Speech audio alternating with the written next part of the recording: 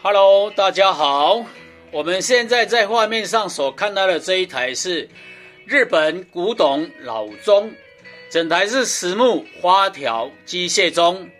这一台的造型是八卦机械钟，也就是我们讲的花条钟。八卦造型可镇宅、辟邪、化煞的功能。不管你摆在你的公司、摆在你的店铺、餐厅、民宿还是居家，相当有复古风，也可以镇宅、辟邪、化煞的功能，相当有乡村的味道。有喜欢的朋友请把握，这一台是厂家朋友托卖换现金，特卖3800元，这个是赔钱在卖的，早期是贵1倍以上的收藏品，现在拿出来换现金，特卖3800元。有喜欢的朋友请把握，仅此一标。我们在线上跟大家教水一下，这个实木钟比一般的电子钟来得重，所以要挂好吊好才不容易掉下来。我们第一要上挂，上面有一个挂钩，下固定，下面有一个固定扣。这个为什么要固定呢？如果你不固定的话，这个玻璃门打开的话，它会左右晃动，要转这个花条必很容易掉下来，所以这一点要特别小心。来，我们来跟大家解说一下，这个古董钟的玻璃门打开要特别的小心，轻轻的打开。这个铜制品、铜扣、铜环，还有铜摆，还有一个铜制品的钥匙，这个是转花条的。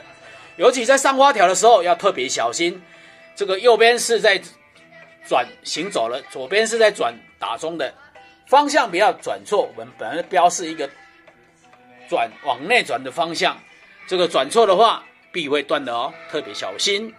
还有我们这个钟锤的下面有螺丝帽，往上调整就是加快速度，往下调整就是减慢速度，所以这个跟大家讲一下。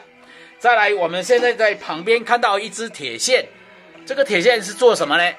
铁线它的功能是，好比我们现在6点，我们往上推的话，7点它打6下，就是要再往上推一下，校正到7点打7下，这个是校正到你要的时间点，所以这个设计的特别好。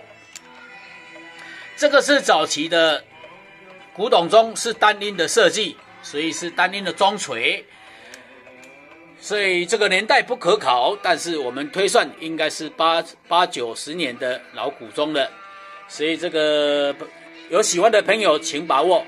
我们来往前推一下，让大家听一下它的打钟。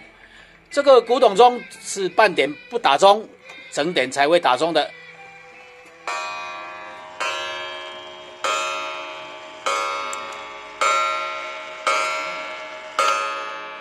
好的，7点打7下，相当的准确。